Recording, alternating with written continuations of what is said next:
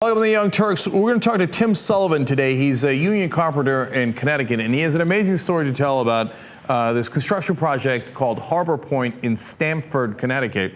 The reason it's amazing is because it turns out now corporations will be voting. So they've taken a new step in becoming citizens and human beings, I guess. What? How in the world is that going to happen? Well, Tim's going to explain to us. Tim, welcome to the Young Turks. Thank you very much for giving me the time and the opportunity, Cenk. No problem. So tell me what the Harbor Point project is and how they're partly funding it here. Harbor Point is a mixed use, that's a residential and commercial mixed together, project in Stamford, Connecticut, in a blighted area of the city that is getting remade. It's being made possible through the issuance of, among other things, $145 million in bonds. Okay, so let's talk about the bonds, right? So they're doing a development project. That's normal. That happens all across the country.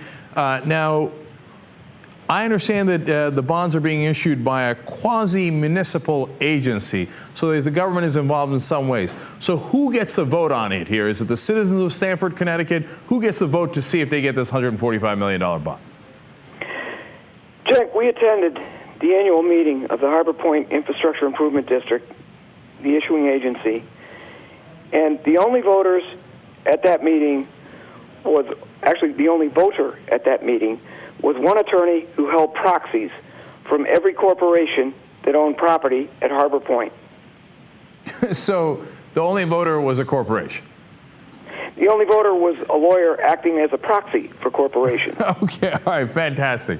They don't need us anymore, so we can just step out of this process. They can just, we now have corporations that are voting, giving themselves money, and we move forward. Now, look, they're going to pay back the money, right? So, and it's investors that are giving the money, and then they're eventually going to pay it back. But it is fascinating how they seem to have cut out real human beings from the process. Are they also getting federal funding? They have received federal funding. They received $16 million in ARRA grants, ARRA funds. Okay. So just when you thought buying elections was bad, what happens next, Tim? Cenk, we've seen corporate involvement in elections, particularly on a national level, and I'm here to tell you it gets worse. They have now circumvented that process and taken the next step towards creating corporation personhood. They're now voters. Mm-hmm. All right, that's fantastic. I can't wait till they start having sex. All right. Yeah.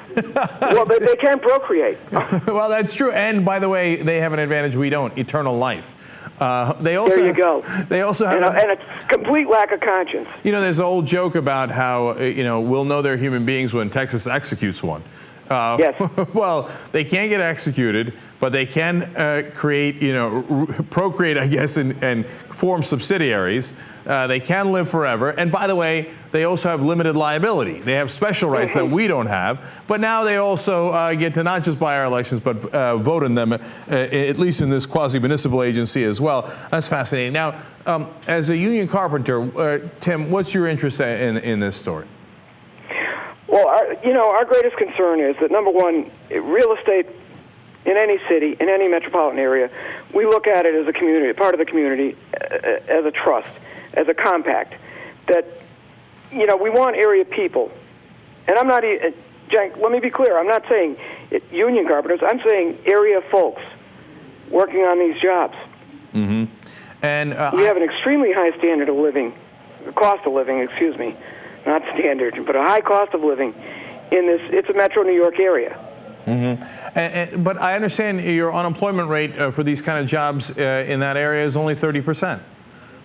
30% is not bad, right? Right. I mean, so why do they need to hire local guys for? Right. Well, listen, if you could vote in this whole process, well, you might have a say in it, but apparently the corporations have voted and they've decided that they're going to go with cheaper labor from elsewhere. So I wish we had a say in this whole process, but it seems like we've gotten cut out of our own government and how everything functions. Look, in some ways, of course, the company can decide what to do with their own projects, but at the same time, if they're going to be using municipal agencies, if they're going to be getting federal money, they're going to be using the government in some ways, it'd be nice to have a say for the locals, wouldn't it? I would certainly hope so. And all I can think of is what's going to happen to the poor folks that buy condominiums, have to pay property taxes on their motor vehicles in that district. And, honestly, people say this to me all the time. Well, look, Tim, it's only the money. Think about that. It's only the money. How do you pay for education? How do you pay for hospitals? How do you pay for police and fire? Yeah, well, listen, when it's the money related to the bankers, they say, are you kidding me? Because we have contracts. We need our bonuses. How could you do this? But when it's your money, when you're trying to just get an average job as a contractor or a carpenter, they say, Tim, don't worry about it. It's just money. Well, if it's just money, then why don't you hire the local guys and pay them a decent wage? Cenk, an old friend of mine told me years ago that if you wanted to see living proof of the lowest common denominator, walk into a corporate boardroom. All right. I think that's accurate. All right, listen, I know that there are good people inside corporations, and a lot of us work at corporations, but there's something fundamentally wrong with the system when they have so thoroughly captured our government that we don't even get a say in it. And Tim Sullivan is a carpenter in Connecticut, just an average guy trying to stand up to these corporate machines. And Tim, I appreciate you coming on the Young Turks and talking about this. Well, I appreciate the time, and I'd encourage everybody to get active with this because it gets worse. Unfortunately, that is the case in the United States of America these days. Until wolf-pac fixes it, it's only getting worse. All right, thank you, Tim.